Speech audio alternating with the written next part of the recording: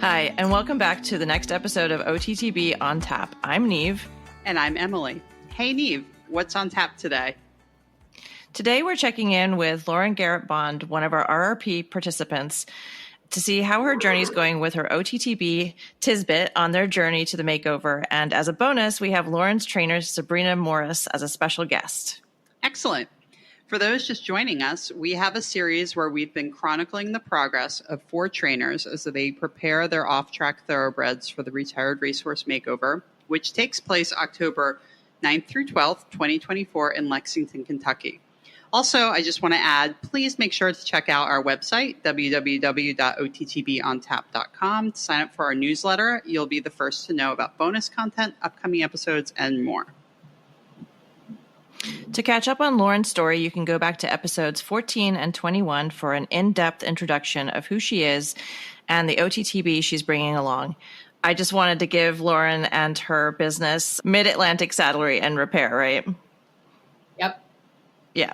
So Lauren just helped me find my dream saddle. So if you're in the Mid-Atlantic area and need any saddle fit, saddle purchase, or saddle repairs done, Lauren is an absolute genius. So thank you, Lauren. Still loving my new saddle. And I jumped twice this week in it. Nice. Thank you, Neve. It was our pleasure. We really enjoyed helping you and Jem find the unicorn saddle for you two.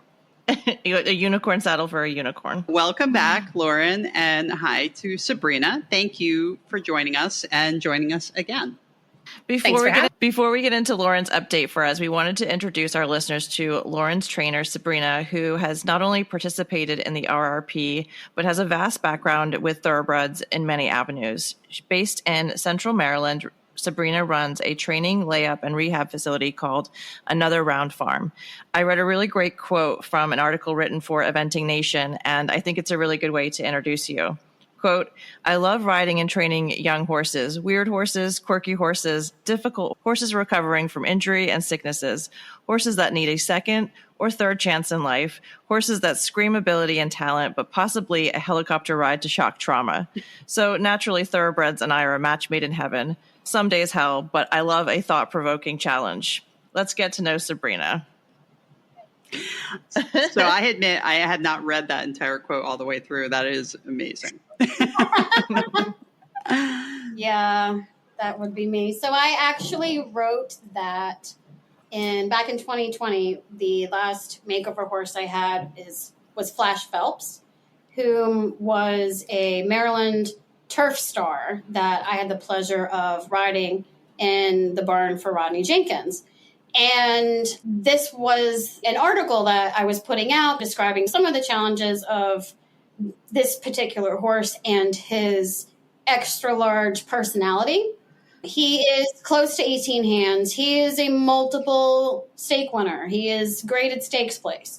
So if you know anything about that quality of racehorse, their self-esteem might be slightly exaggerated. So that was a quote actually that I had written that I'd put in that article because I have been riding thoroughbreds, racehorses, retraining them. I've been riding thoroughbreds probably since I was trying to think of my first one, 9 or 10 maybe. But the amount of different horses that thoroughbreds can be, a lot of people who have only met so-and-so's horse or had this one horse off the track one time, they don't get the luxury of understanding the wide variety of types of horses and their personalities. And some can be graded stakes horses and be really quiet and easy. And some can be really cheap, low-level horses and be really difficult and tough and quirky, right? Every horse has an individual. But yeah, it was funny when I read that quote because I was like, wow, that's coming back to bite me in the ass, considering that I didn't get down to shock trauma, but I got my first ambulance ride due to a horse this year. No. Yeah. And it's not even an interesting story. It's literally boring. There's no point in telling it. Can you give us a little background in how you got involved in horses in the first place and just a little snapshot of your life with horses so far? Just for people that don't know you. I grew up in Pony Club. My mother grew up with horses. She grew up in South Texas, so she was doing quarter horses, Western paint, whatever it was. I think she also played polo in college. I don't have a memory that doesn't involve a horse in it, right? Or ponies. And my sister and I both grew up through Pony Club. And one of the great things about Pony Club is you get to try all different disciplines. You get exposure to all kinds of things where show jumping, dressage, eventing, polo cross, mounted games. One of the things I was really proficient at a young age was mounted games.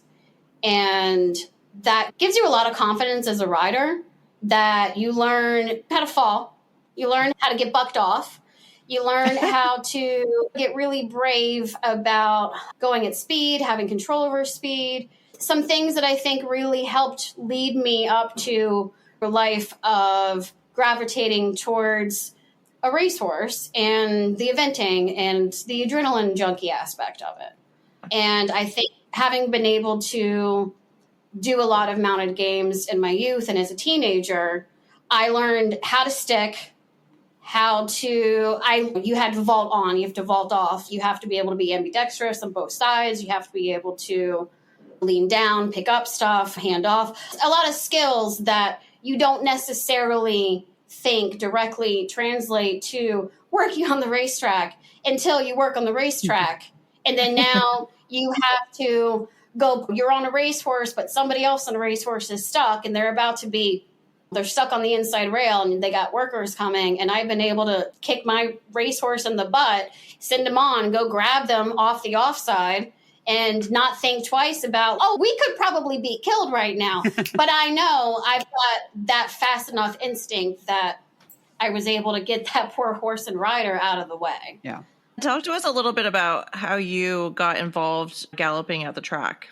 So I actually have to thank my mother for that. My mother is a small animal surgeon in Laurel, Maryland. As a teenager, I worked at a farm up here, breaking youngsters, including horses that went to the racetrack. So I got a little bit of a taste of some of the racehorses, but we're talking baby racehorses, not anything interesting, right? But then I actually spent a couple years in Florida. I moved to Florida as a late teenager. I got a job working for Adena Springs, which did the same thing. They're all homebreds. They were the leading North American thoroughbred breeder for a long time. Wow. We're talking essentially what was the size of a racetrack as far as they have 40 riders. Wow. And 8 barns. Oh my God. And the racetrack there, I think the first farm we were at was a 7/8 track. The second farm was a mile track. Both those tracks are bigger than Charlestown, right? Oh, wow. Charlestown is 5/8 or 3/4. I can't remember. I think 3/4. But just to give you an idea, that's a lot of riders on the track at one time. Then I moved back home and I needed a job. I needed a real job. I needed a real job, air quotes, going to the racetrack. My mom, being in Laurel, many of her small animal clients actually worked at the racetrack. That's how I got a connection, was through one of her clients, actually, Dougie. And that was my first job. And I had that first job for, I think, 8 years. I started as an exercise rider. Within a year, I was an assistant trainer. And I can absolutely say that was because what Pony Club had taught me, my attention to detail, the fact that I could be trustworthy. I was traveling with the horses to different racetracks to run. I actually got shipped to Colonial, got shipped to Presque Isle, and really great experiences, right? I love the racehorses because, again, they're all different, just like anybody else. But one of the fun things to figure out about their training is, especially when you're working for a trainer that gives you a little bit of leeway as far as you can take some time and modify things a little bit and see what kind of response you get. And that's something that I really appreciated. Several of the trainers I worked for, the ones that I worked for a long time, treated me and the other riders with respect, as far as if we came back and we said, hey, I really think this horse could benefit from, I can't tell you how many horses I took back, what we call the chute at Laurel or anywhere. The chute would be the long straight part where the gate is parked, especially in the mornings. Mm-hmm. That's where the gate's parked. And I would take them back behind the gate and do flat work.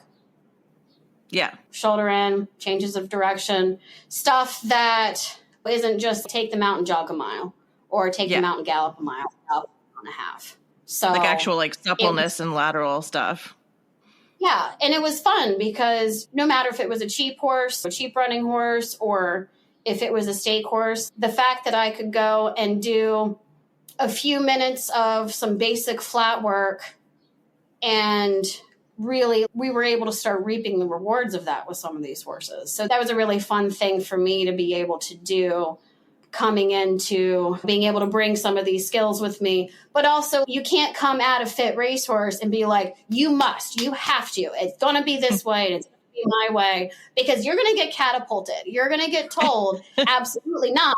I don't really care what your way is, because you take that. These horses have to be extremely fit. They have high calorie feeding schedules, because we've got to keep them feeling their best and being able to be optimal when it comes to race day. And those are horses that you can do a little bit with every day. And that was something I also figured out during my time there. Like I could help a horse with, let's say, like I had a horse that would get really anxious coming off the track and anxious coming home. Over the course of maybe a couple weeks, I could teach them just by using little half halts, not anything big, right? Not making a big deal out of it, not making a fight out of it. And I could get that horse to be able to start getting more and more relaxed. And that really hit home with retraining a lot of my own horses and what my clients are able to do. Because I know so many people, when I see it, and where some of these racehorses, they work day in and day out, whether they feel 100% or not, meaning that they're abused or lame or anything like that. They're having a good day or a bad day. Yeah, not everybody wakes up feeling like King Kong, but that was something that I really was able to start incorporating into my own riding at home of, you know what? I don't need to come at this horse with, these are my objectives for today, because that might be way too much. Yeah. So if I can say my objective over time, I would love to get to this place, and maybe to get to this place, instead of breaking it down into 10 steps, we break it down into 100. Yeah. Like and that. I've had a couple horses in my program that have talent, might have some attitude, Lauren's just cracking up on the side. Yeah, she knows a few of my horses, and I have a couple horses that have been through other trainers, whether it's eventing trainers, dressage trainers, jumping trainers, that came to me in pieces, not physically, but emotionally, and mentally. And these are people I respect, and it makes me wonder, like, where did something go wrong? So I'm going to go back to square one. Yeah. I'm going to figure out where square one is. Who knows where square one is for every horse, right? Some of those horses might be walking under tack. Some of them might be standing at the mounting block. Some of them might be, can I brush you? Can I communicate with you? Yeah, absolutely. I feel like we have to have you back on for at least 1 or 2 more episodes, because as you've been talking, I've been making this mental list in my brain of, oh my God, I want to ask her all of these questions. So we don't want to completely hijack Lauren's episode today. I'm sure Emily was probably feverishly writing down notes as well. No, but from my brief interactions with you, Sabrina, I just remember you, much like Lauren, having this larger than life personality. And I'm drawn to people like you guys, where you're very sure about the opinions that you have. You're a little unapologetic about who you are as people. And I really appreciate that about the both of you. So how did you two connect in the world of horses? I don't know if Sabrina is going to cop to this, but I will. Sabrina was living at a farm where I was boarding, and I was training with her roommate at the time, who is an Australian eventer. I gravitate towards eventers as my trainers, even though I hate that idea. I don't want to go cross country. Please don't make me. But I like them I like their philosophies. I like the variety. I like the way that they seem to run a barn. And I was in my 30s. I wasn't ready to be a dressage queen surrounded by dressage queens. And so Sabrina was living there. She had her own personal horses there. She was working at the track in the mornings and was working her personal horses and whatever project horses she had there on the farm in the afternoons when we were all there and everybody riding around together. So and this was a really large farm. I think there's 75 stalls. Yeah, it's big. Right. So it wouldn't take much for me to not know people. Yeah. I'm also not that person. I'm not that person that's, let me introduce myself. I'm that person that's, oh, look, there's people in that arena. I'm going to go to the next one. We did have enough arenas that you could drive by and be like, nope, not today. Not going in that one. But I met Sabrina that way. There were some house parties. There were some trips. There was some nonsense. And I met my current gelding there when she pulled him from work and brought him home to be her RP horse then. Was that your first RP project? Okay, so Smash and Grab was her first RRP. Is that 2015? I think it was 2016. She had a couple of horses there. I watched her jump him a bunch. I watched her ride this gigantic bay gelding and went, not for me.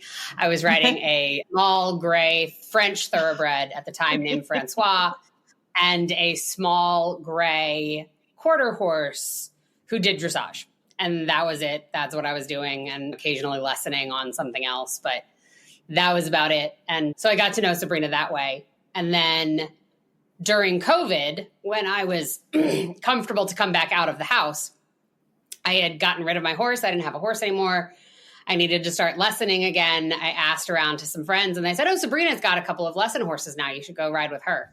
And so I sent her an email and said, hey, is this the thing we could do? She said, yeah, come on over. I've got a couple of options. We'll see what you like.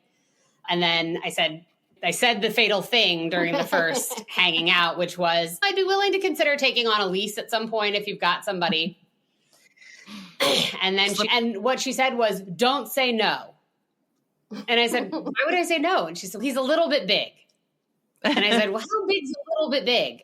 And I still, to this day, don't actually know how big he is, but it doesn't matter. It's big. He big. It doesn't matter. 17 plus. I stopped measuring my last horse for the same reason. Yeah, I don't need to know. I have to stand on a 55-gallon drum to get on him bareback. That's how big he is. And in fairness, he's not just tall. He's very round, right? So all aspects of big. He's not a tall, slender, narrow guy. No. He also holds fastest buyer on the farm and gets probably almost as little amount of food as anything else on this farm. Yeah, we waft the grain past his stall, and that's about what he gets. Right.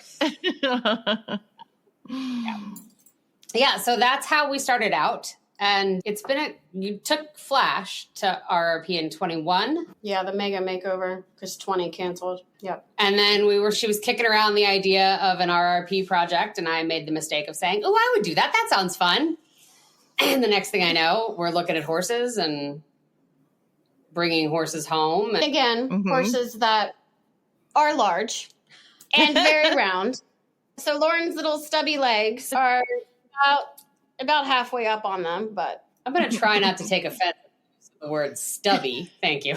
I have to say, this relationship between the two of you is eerily similar to the relationship between Emily and I in a lot of ways. We should all No, yeah, but there is this infamous picture of me with a popsicle in my hand that she likes that she just likes to every once in a while just send to me just to wind me up. And we have been like having a really like hot day at the farm, and we were both just like cooked, and so we're eating popsicles out in the field with a couple of the horses, and she just took this random photo of me with the stupidest look on my face, completely red faced and just dripping in sweat. And so that lives on in perpetuity now. But yeah, there's me in the background ruining it. I was gonna say, I mean, I think that Sabrina and I call each other on our shit pretty frequently. I like that a lot. Or not that this means anything, but she's an Aquarius and I'm a Sagittarius, and apparently they get along really well.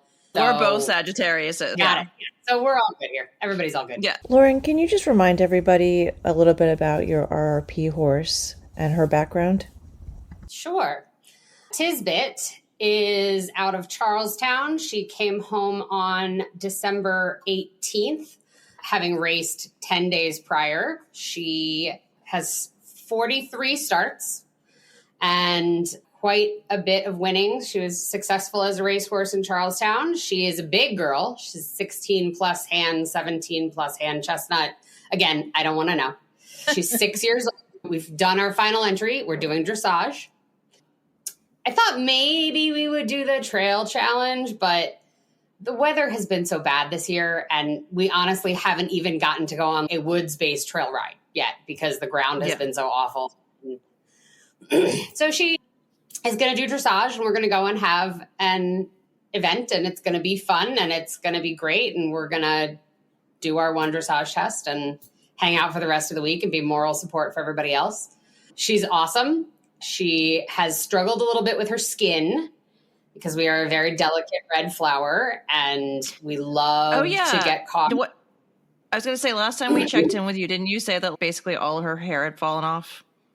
Correct. She was completely bald. She now has hair. She's got little peach fuzz. She's very cute. Yeah, she's in much better shape than she was. We've gotten her through the, hey, you need an immune system to be a horse. Congratulations. Welcome to the outside world. We've mostly stopped losing shoes. So we're on a great track right now. So I think that we talked last while I was in Kentucky for the 5-star. And then in July, I got an opportunity to go back over to England for some more saddlery training and some more work. And Matt, who is my husband and Tiz's favorite human in the whole world, went with me. And while we were away, Sabrina threw Tiz on the trailer and took her to a jumper show where she won champion in her little poles division. Seeing that Sabrina can tell us some stories from that because I wasn't here, but apparently she did pretty good. Yeah, so I ended up having a spot on the trailer. I was taking another client, and it's just on the other side of town. It's about 20 minutes away. They run a really great, low-key, fenced-in, good footing, colorful jumps. It's a good outing, but it's not gonna blow anybody's mind. And actually, it was Meredith, who is a friend and a client, offered to ride her because we were taking a bunch of horses that night, and I was still recovering from my pelvic and back injuries. And she was fabulous. She walked on the trailer, hadn't skipped a beat. She traveled actually with a gelding, and we unloaded them both. She never hollered. She didn't care what the gelding was. We were able to just tack her up, take her right down to warm up, trot around a little bit. Warm up was a little chaotic. Meredith has been with me for 12, 13 years. And we have a really good system about bringing along young horses and breaking horses. And so she's pretty brave. And she's ridden her here a little bit for Lauren. And the mare was class act.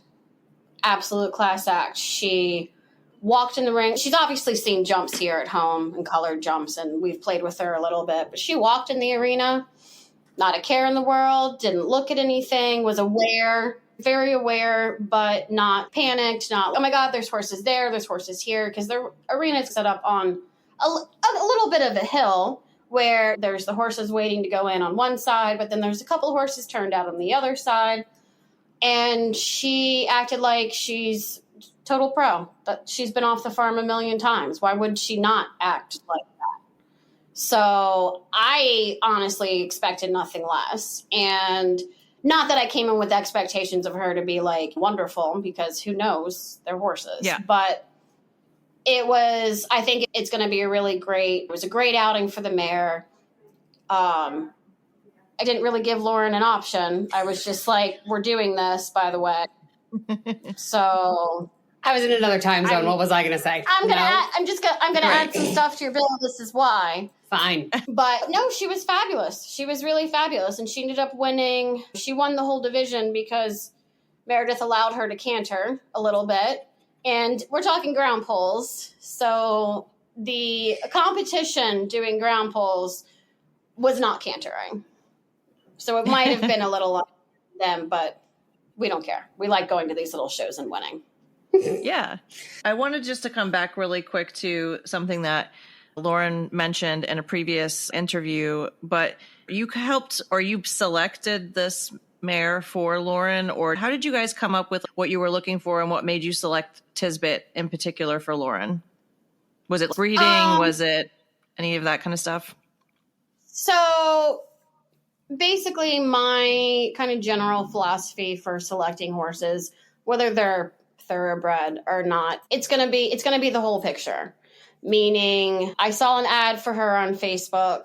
I liked the way she was built. And knowing that Lauren is gearing more towards dressage, I really liked the way that the mare is put together for that. She's a big mare.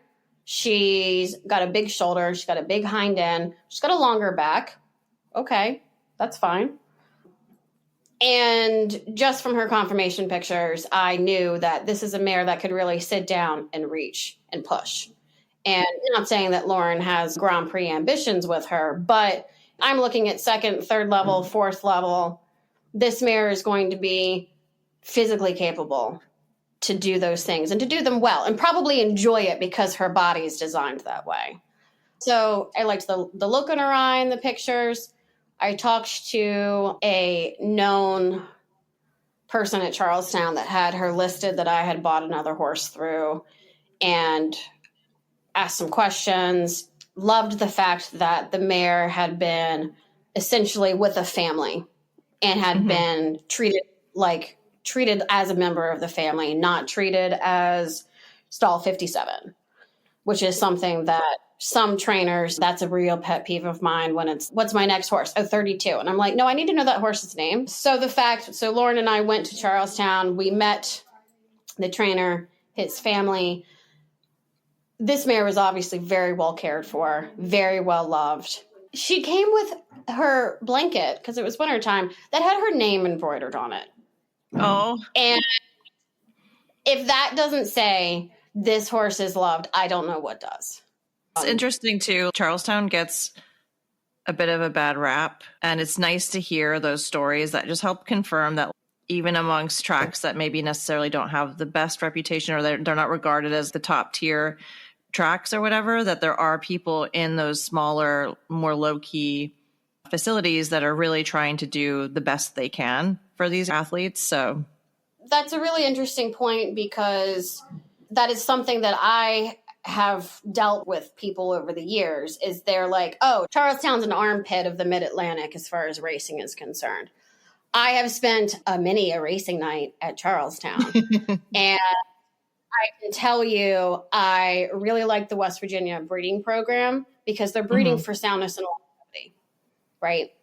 I really like a lot of the people I've met on the backside are small mom and pop that have one or two horses that might breed their own horse and then bring it along. And because they're West Virginia bred, basically they could either be at Charlestown or Mountaineer, but Mountaineer's 5 hours away. Yeah. And what then tends to happen is that those horses that aren't competitive at Charlestown might be competitive at Mountaineer, but also might not be even worth sending out to Mountaineer to try to sell.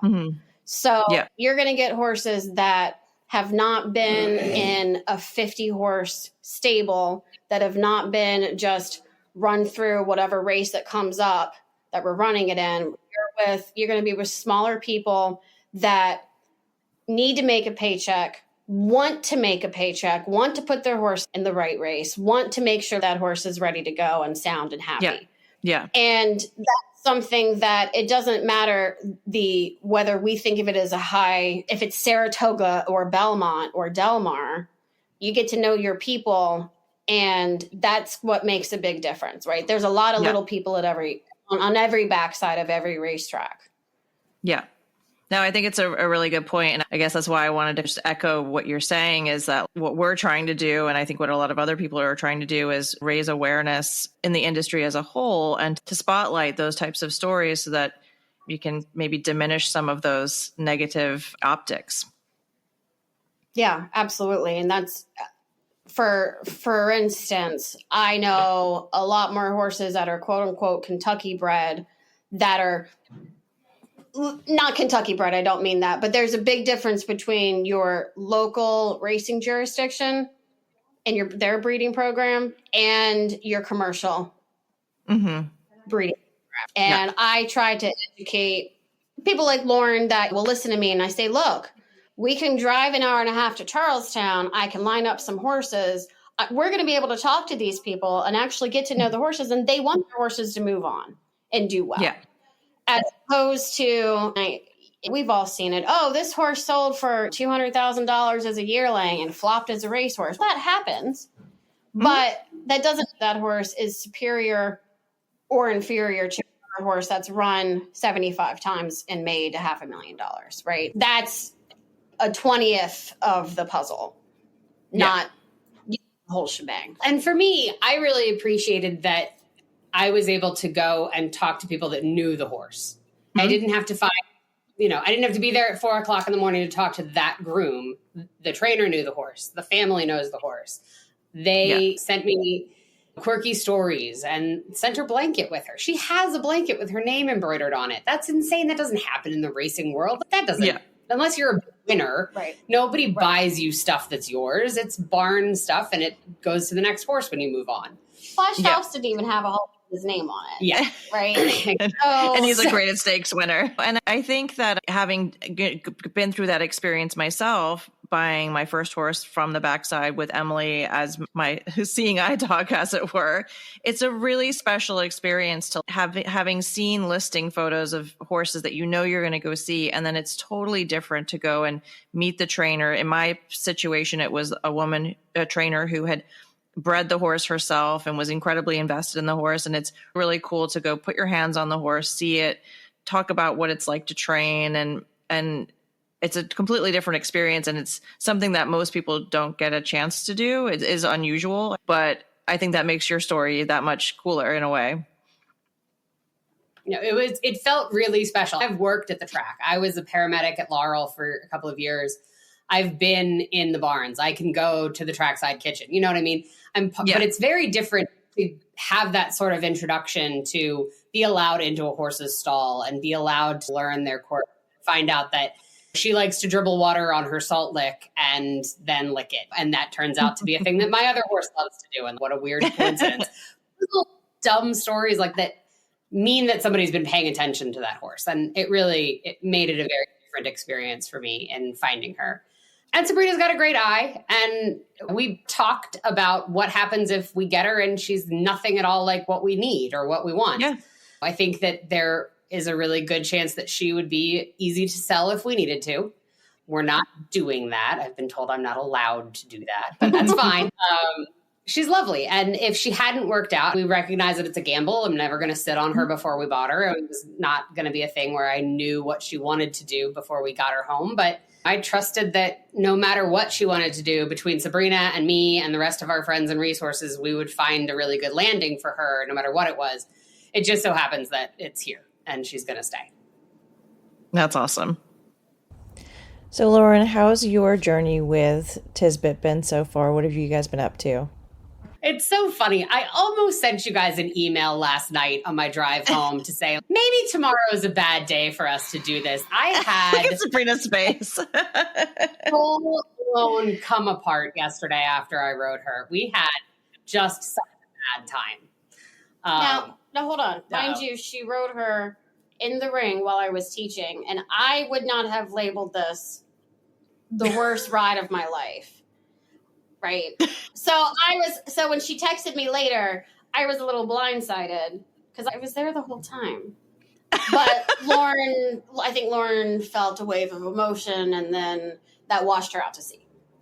So I had to pull her back in. Reel me back in. Yeah. We did. As much as she was fighting, reel her back in a little bit. Calm down. It's okay. Yeah. It's all right. We're going to get through this. Not a big deal. It was not the worst ride of my life. That's an exaggeration. I've been a lawn dart. This was it was a battle. We just disagreed about what we should be doing with our time. And it lasted quite a while. I got off. We lunged. I came back. I got back on. We just could not come to any sort of positive resolution about what we should be doing with our day. And I know you guys heard me say in my last episode how much I wanted to keep this mare's confidence intact. Mm-hmm. And I've done that. And now I had a moment last night where I was like, too confident. Too confident. Just a hair more. What does mom want? Yeah. Trust. We had a little bit of a disagreement last night. Again, it was nothing spectacular. We did not get explosive. There was nothing scary about it. It was just the end of a long, hot day. I was frustrated. She was mad that her friends were out. We just couldn't get it together. And I just had to have a good old cry in my car on the way home about what am I doing with my life? All 40-something-year-olds do at various points. Totally normal. You're like, I'm ruining my horse. Why do I even do this? I don't know. Why won't somebody tell me that I don't know how to ride? She hates me. I'm torturing her. Yes, all of that happened last night. And to my husband's, God, he's a saint. To his credit, when I said all of these things out loud to him, he went, if you feel like we need to sell her, honey, and you don't think that she's the right horse for us, I'll get over it. And I went, no, you won't. That's a lie. But no, I mean, to be fair, I thought your husband was also going to steal my horse when he met him. So. He has that way about him. My horse hates men. Like, you have to win him over. And he just walked right up to my horse and was in the cross ties with him, flopping saddles on his back. And I almost was like, "Wah!" And then I was like, oh my God, he really likes your husband. Yeah. I literally can't let him handle her or she'll never do anything for me again. We can't cross that bridge yet. She's enamored with him. And he's such a good dude that she just, I get it. Right. But yeah, so we had that conversation. He very rightly said all of the right things last night to soothe the savage Lauren. And then today I got to Lauren and I said, I think I just need some more help. So I'm bringing the giants back in and we're going to lesson lots more and we're going to do more training rides and we're going to go out and do more stuff and going to put together more of a program that is less about perfection and more about doing and progressing. And so I got to change my tactics a little bit. Sabrina's going to get in my butt a little bit, I'm sure, about what my expectations are of her. I'm going to come at this with less perfectionism, which is not in my nature. I'm going to try really hard to let it be sloppy and ugly sometimes and just get it done. And and I think that we'll get there.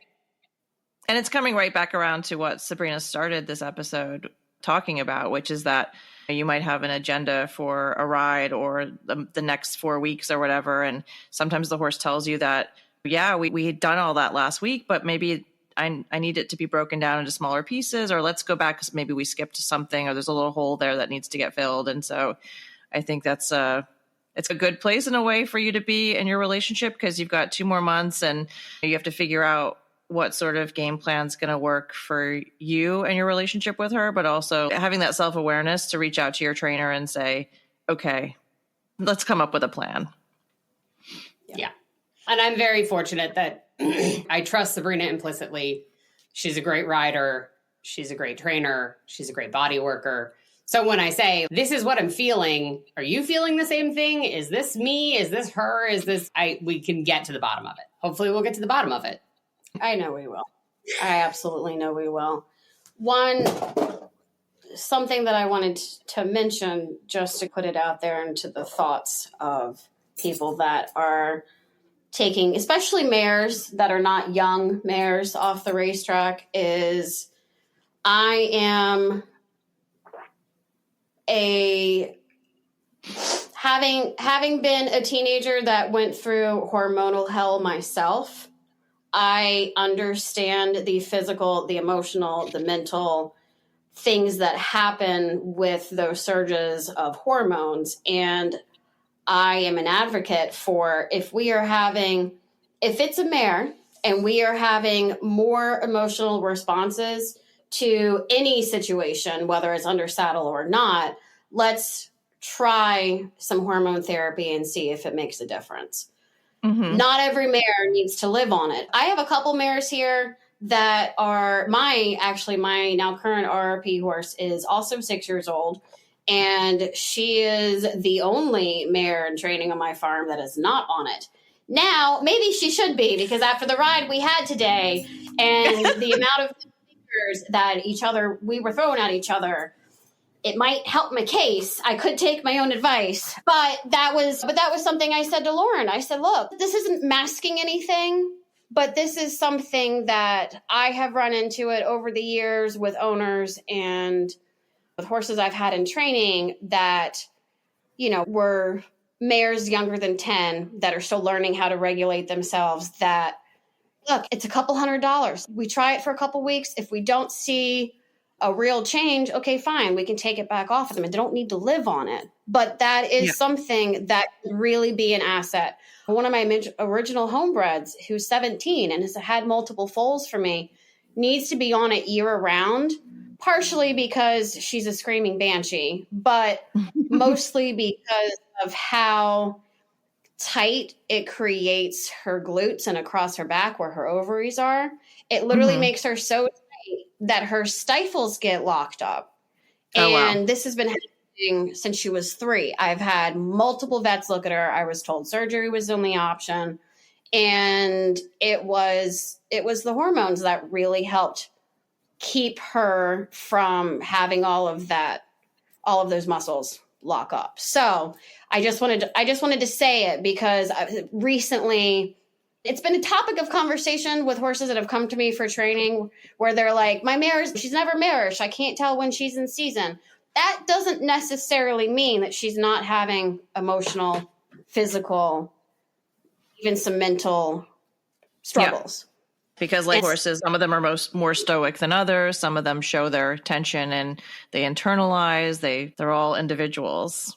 And I think that what you're trying to say here, and I think Emily and I are really big on this topic, but when we talk about things like maintenance with horses off the track, we're trying to normalize the topic of maintenance, because maintenance for a mare could be something as simple as like hormonal regulation.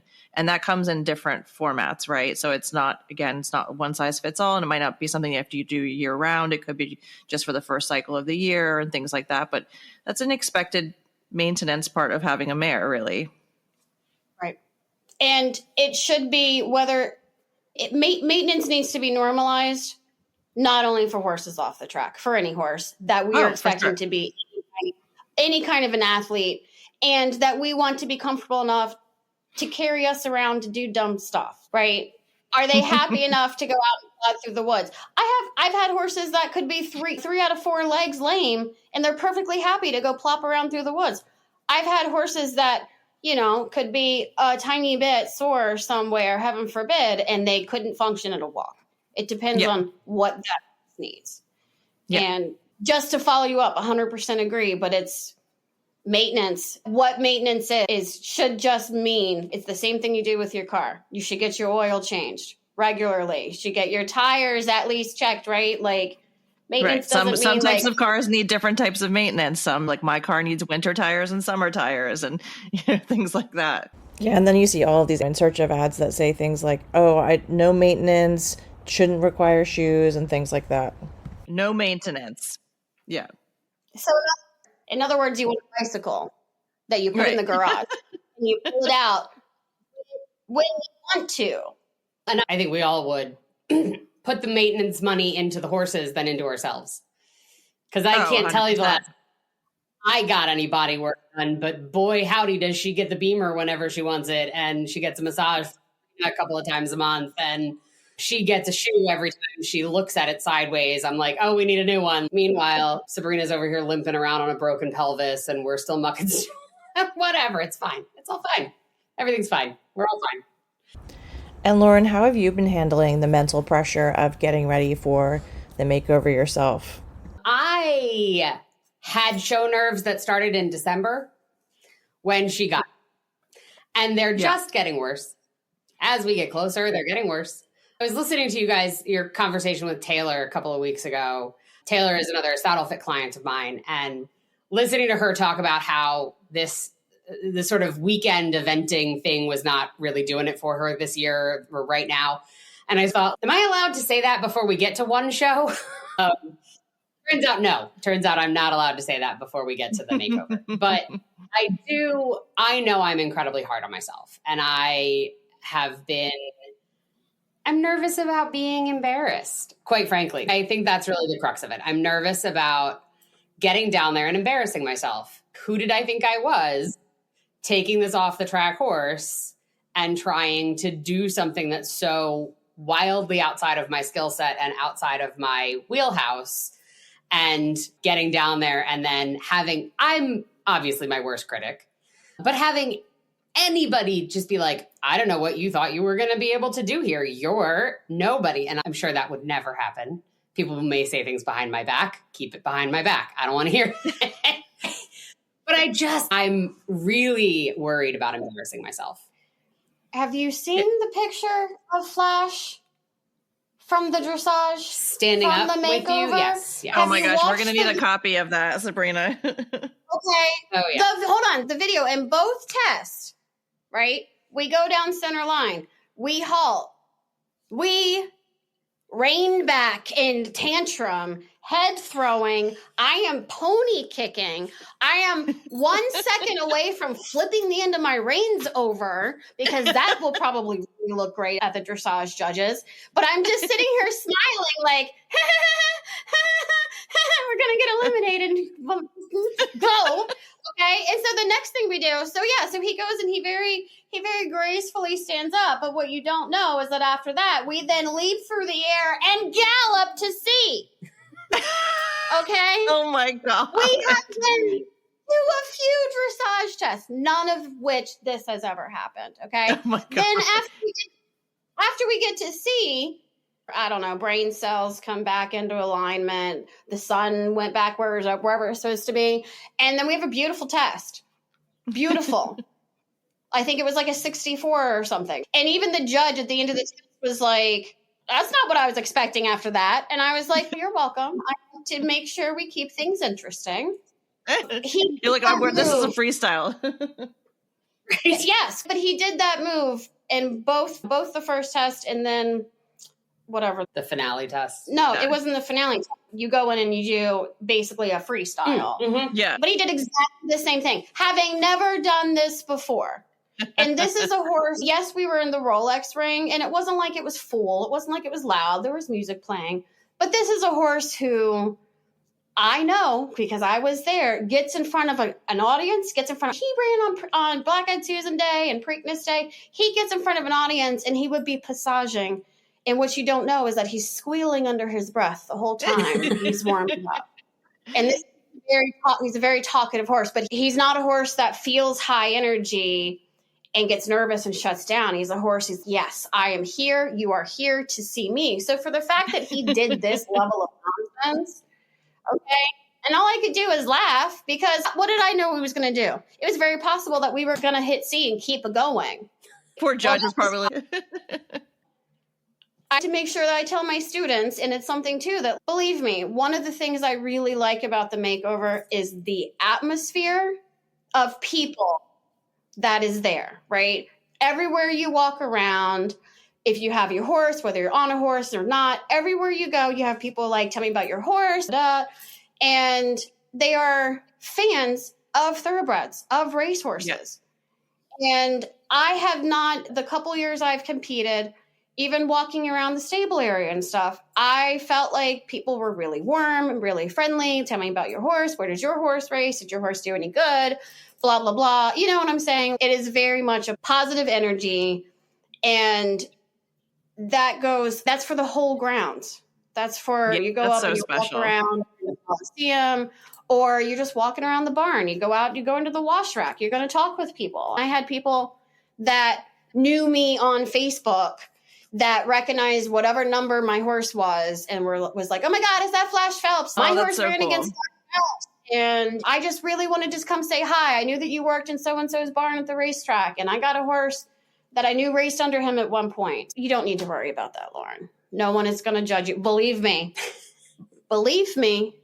If you want to do some judging, you and I can do some judging, but no one is going to be judging you if you go in the ring and your horse acts like a horse. I think as long as we make it through the experience, it will have been a success.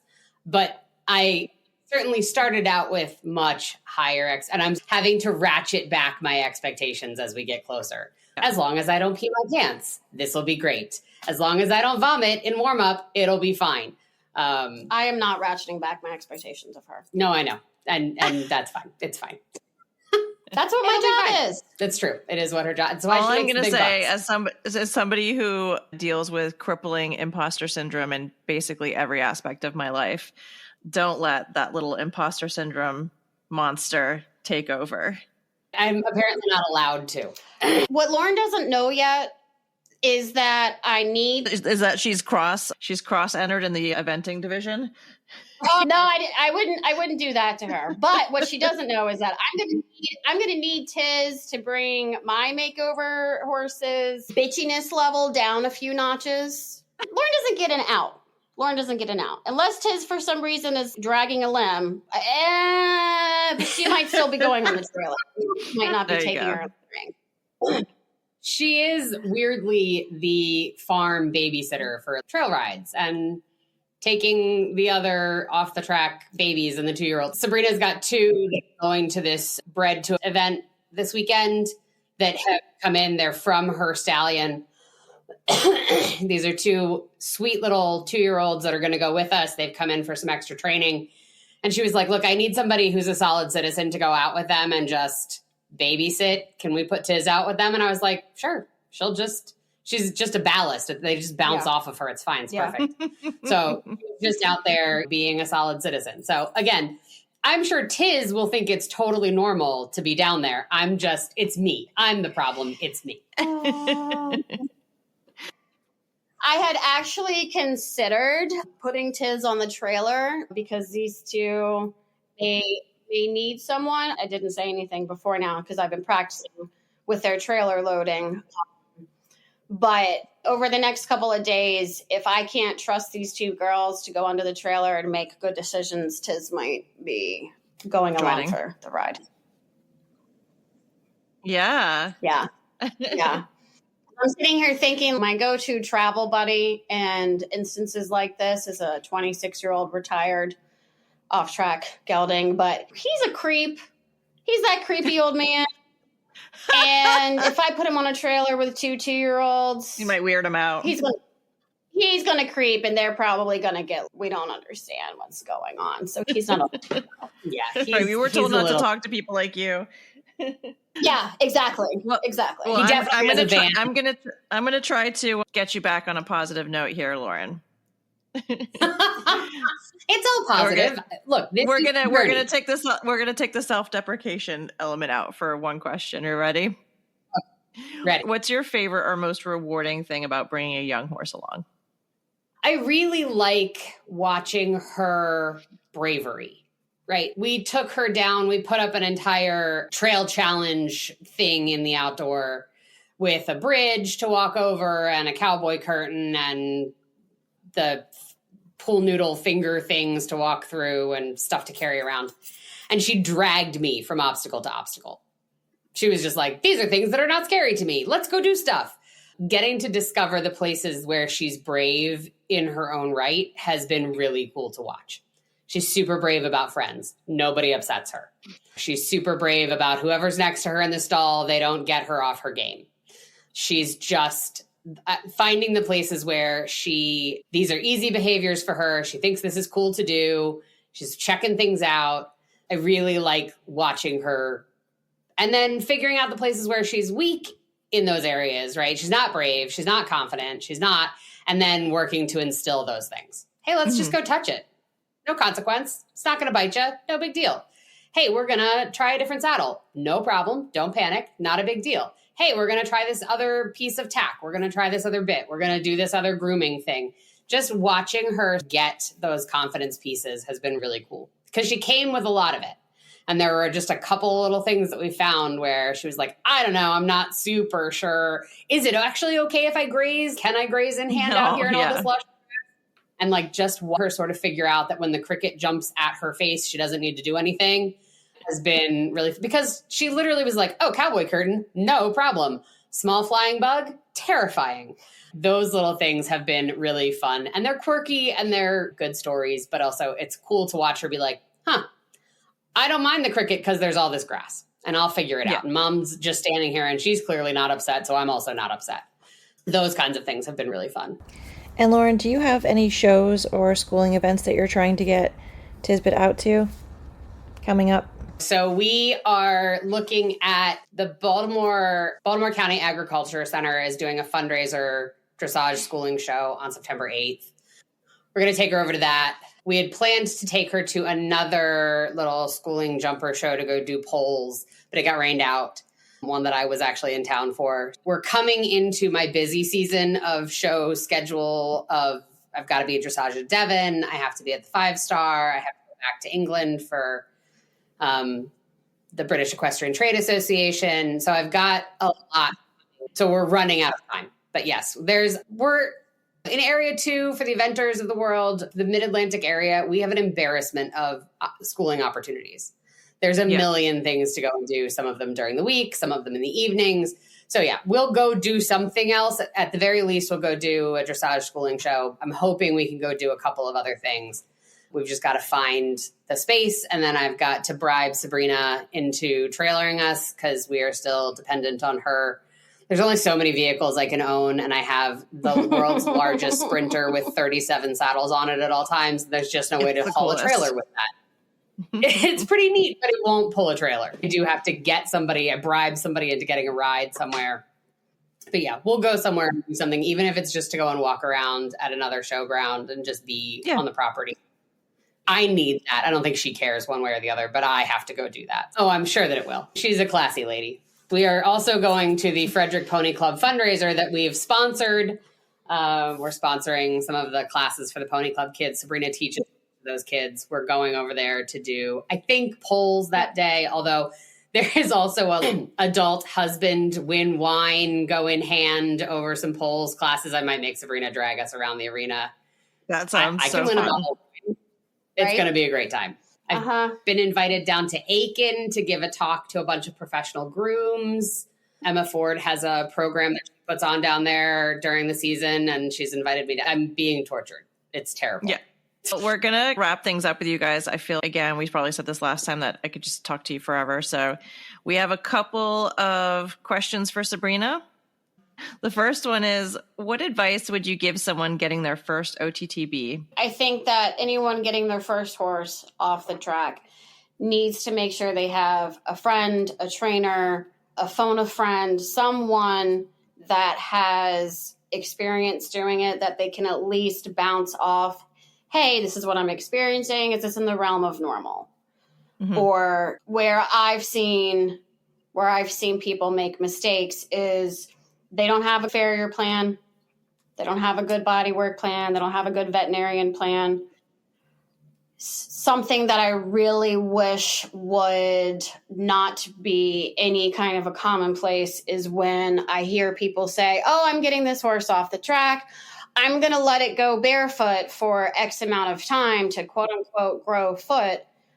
And that can be a death sentence for a horse. That can cause laminitic issues. That can cause soft tissue injuries. That can lead a horse down a path as far as from like the body work point of view. If their feet are sore and their feet are sore every step they take, then that's then going to translate into their body becoming tight. That's going to make it so that you're going to end up battling things that are going on with their body just because they're not comfortable on their feet.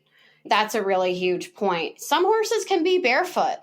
I have a couple horses in training right now that are barefoot that came off the track that could stay barefoot. But I also know at any moment, I am going to need to put shoes on them because we're going to start increasing the training, whether it's the days per week, the hours, or the intensity per day, that it's not going to be fair for this horse to be expected to do cross country completely barefoot or to make sure that we're not wearing down their wall or their sole by riding in the bluestone and sand arena. Right. Yeah. So the farrier is definitely a big thing. And with Tizbit, yes, Tiz struggled about her shoes, but it was because it takes a year for the hoof wall for the hoof growth to come out. And you have a much different nutrition in race training than you do on the farm. So what happens is that you're then playing catch up. All you can do while playing catch up is continue to play catch up. Yeah. Whether she in shoes or was going to have some good quality protective boots to help her through those transitioning periods. But my point to Lauren was, I would rather we keep her on a shorter shoe cycle. Mm-hmm. We keep her feet and her comfort where we can keep her balanced and not letting nature do whatever nature does, because her whole entire body is now changing. And the feet are one of the longest things. If it takes a year for the whole hoof capsule to regrow, if she's changing and she's now laterally coming in and out of balance, then you're putting yourself behind the 8 ball. Yeah. So get the boots on the horse, get the shoes on the horse. If that means that you have to put a shoe back on every 2 weeks for 6 months, that might be what has to happen. If you get frustrated about it, or your farrier gets frustrated about it, ask about other options. Ask about doing a glue-on shoe. Yeah. Ask about exploring something that you could do to help to get through this point. But I can't stand that all thoroughbreds have crappy feet. Come out to my farm. My horses that are in heavy competition, yes, they go in 4 shoes because I want to be fair to them and make sure that I'm doing everything I can to give them the support that they need. But I don't have a horse on this property. Even Tiz's feet, I knew, and I discussed with the farrier, and we both knew it's going to be dodgy for a second. Yeah. We just have to be patient. But she does have an excellent shape. And by the time we get to the makeover, her feet are going to be gorgeous. They're already almost there.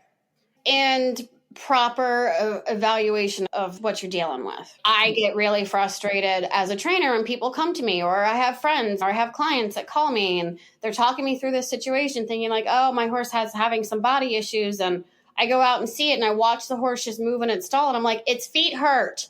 Its feet hurt. You don't need to x-ray the neck or the back. If you're start with the feet. Right. And I have to remind them it's not just because we as humans get this idea of they just need to toughen up. That could be the case sometimes. But unlike our feet, the horses have a very delicate biomechanical balance between soft and hard tissues and bones and the levers and all of the ligaments and everything. And if there is constant bruising going on, you can create long-term damage.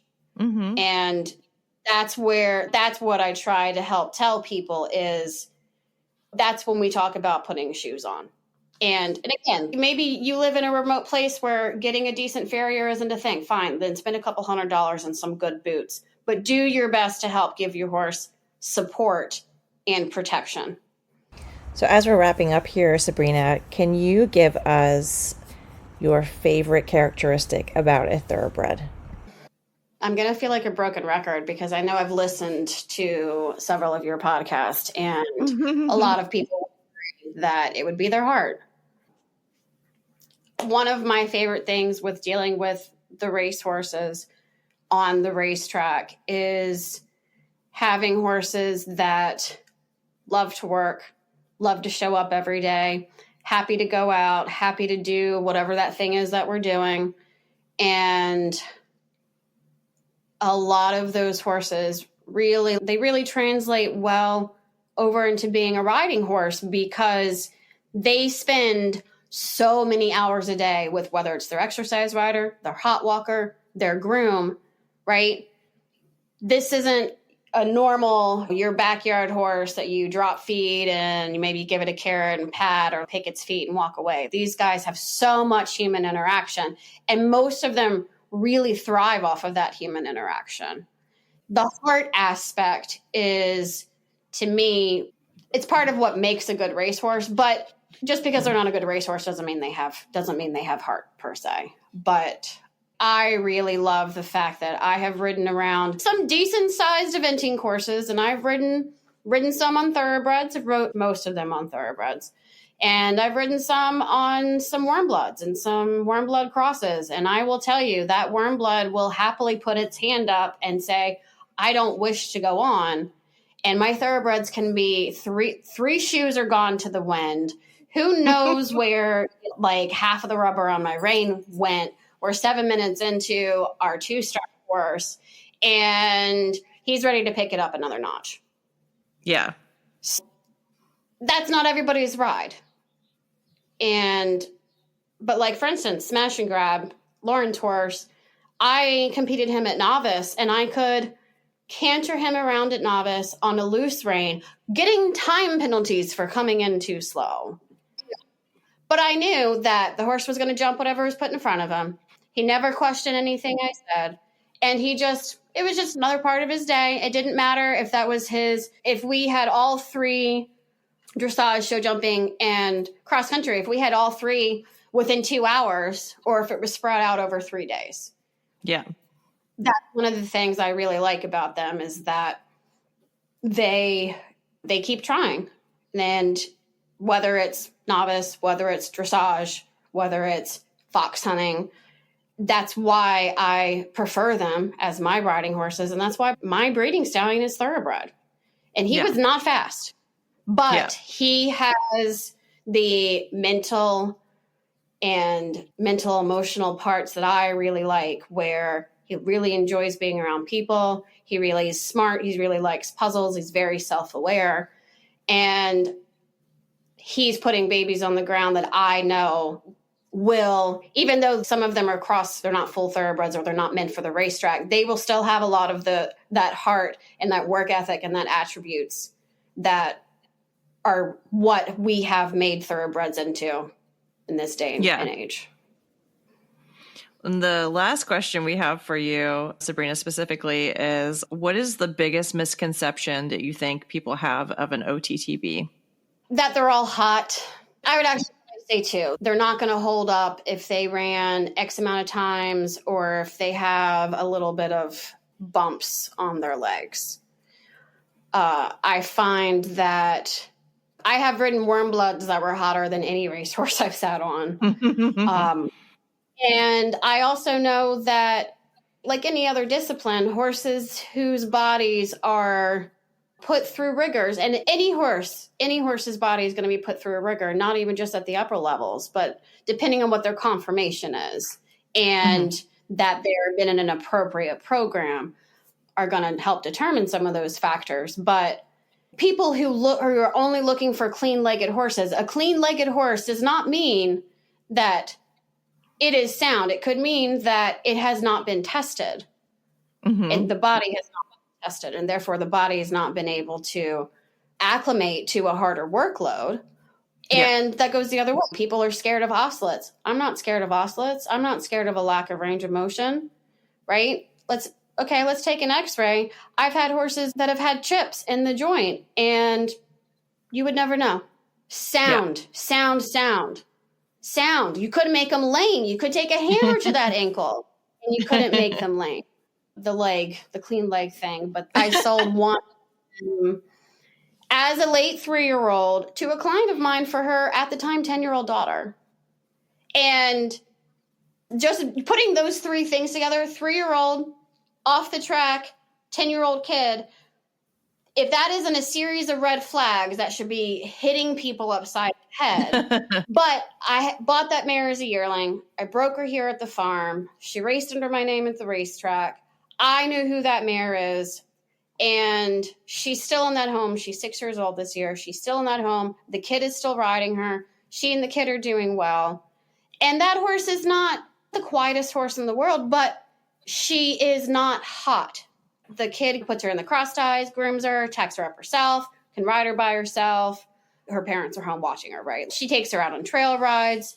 But then my RRP horse, my 6-year-old mare, she's the exact polar opposite.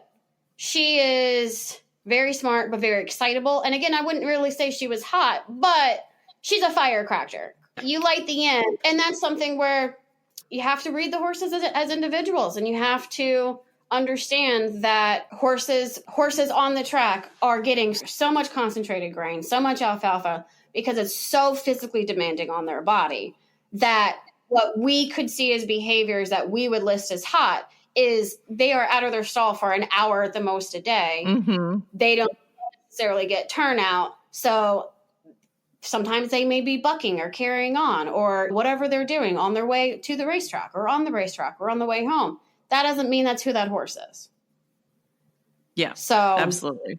And a lot of times, a lot of horses can be really good trail horses that come off the racetrack and don't have a desire to ever go fast again. Maybe they didn't really have a desire in the first place. They don't have to, like, one does not equal the other. Success does not mean they're hot or they're calm. And if they're too slow, that also doesn't mean that they're calm. See that a lot of, like, it's a case of the slows. And I was like, okay, just because it's slow on work day, how is it the rest of the time? Because I've also ridden those, right? Yeah. That are out there doing the best they can, but they're actually behind the ambulance on race day. But that horse can still be a handful on the ground. It just, spend some time, try to buy, if you're looking to buy horses off the track, really try to buy them from people that are spending time with them, getting to know who they are, and making sure that you're able to see for yourself that information you're receiving is pretty accurate. I think that's really good advice. And one last question for you both. What is one word you would use to describe an off-the-track thoroughbred? You want to go first? No. Okay, I'll go first. For me, it's dynamic. Oh, that's a good one. No. No, you can't use my... Can I order the same dish? No, pick your own word. I'm not good with words. Pressure's on. Diverse. Yep. They're all different. They all have their own personalities. They can be hot. They can be not hot. I've got Flash Phelps is almost 18 hands. And then I have a filly here it's a shame that she squeaks out at 14.3 because I could have had her sold as a pony jumper. I rode her at the race. She's meaner than he is. Oh, yeah. That's why I Just we me. get along. Yes, that's funny. Can you guys tell us the best place to find you both online? I don't know, Lauren. What is it? It's anotherroundfarm.com. Lauren has to be my supervisor on things like this because I am that person. If you see a computer and a printer out in the middle of the driveway and I ran it over with the Bobcat, mind your business. Oh, Facebook is the best place to find Tiz and her updates and me and my updates and some occasional snark. Just occasional. Some occasional snark. You guys, thank you so much for joining us. Sabrina, you did awesome. Yeah. You gave me a lot of ideas of other follow-up episodes we may want to do with you. Just another reminder to our listeners, we are going to be launching a Patreon right around the year mark of this podcast. And so we're probably going to have guests like Sabrina on as part of the Patreon content, but we're really excited about that. Oh, yes. Yeah, it's coming up soon-ish. Yeah. If you liked what you heard today, please leave us a 5-star review on Apple Podcasts. You can follow OTTB on Tap on Instagram, Facebook, and TikTok, and contact us with interview candidates and topic suggestions at OTTBontap.com. We love hearing from you.